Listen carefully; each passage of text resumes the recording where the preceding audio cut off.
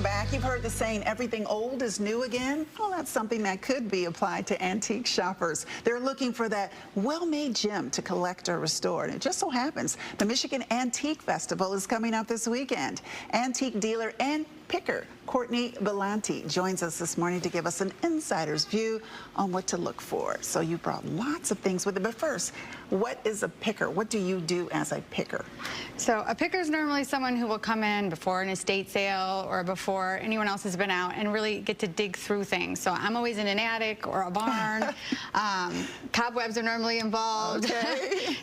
So I mean, we're really going through people's homes and lives. So it is a privilege to get to come in and be a picker and get to go through people's treasures and past. They rely on your expertise, your eye for knowing what is really new, valuable. We'll come in beforehand, hopefully before anyone orders a dumpster, and let them know like what to keep and what to save and what has value and what maybe doesn't. So is there a particular item that's popular right now that maybe they're having you as a picker look for, or just something that you discover?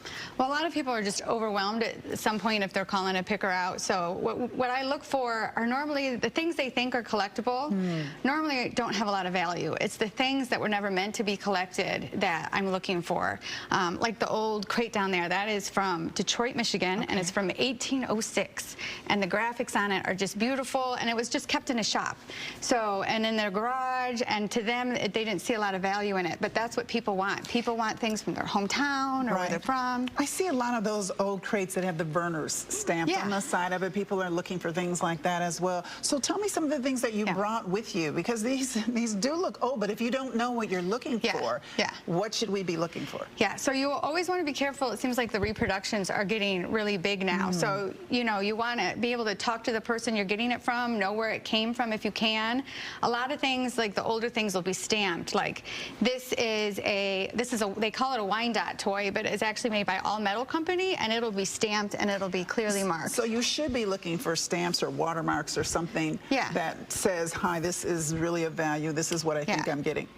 Yeah, and then you can tell, like, certain patinas, like this tin here, you can't really, you know, replicate this. Or certain things wouldn't have been worth someone's time to reproduce. I understand. So, Now, what about the person who wants to restore a piece of furniture? Like maybe it's a 20 secretary desk or something. Should you be looking for a piece of furniture that's in pristine condition, or should you think, I've got to go into this repairing it initially? What should you look for if you're looking for something like that? So you have to take your time into consideration. If you're going to spend hours getting a piece back to where it needs to be, then you need to factor that in on your price. You don't want to be, if you're going to flip it to sell it, you don't want to be in the hole when you're done. Right. So you have to get it at the right price. And certain things, mid-century, that needs to be perfect.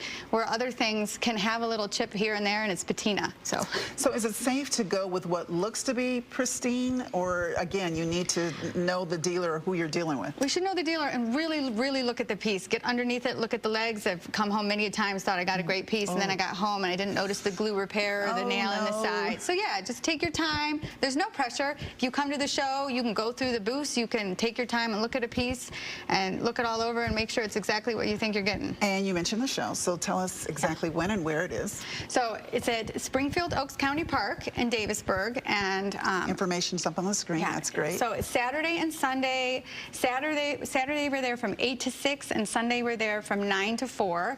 And this is just a tiny little bit of what it is. If you like vintage clothes, vintage, jewelry, everything's there. Picker style, all the way up to the high end. People, there's great, hundreds of vendors. Well, thank you so much for coming out and giving us some of your special tips. Once again, Michigan Antique Festival happening this Saturday and Sunday in Davisburg. For more, visit miantiquefestival.com. Thank you so much. And you know what? Weather is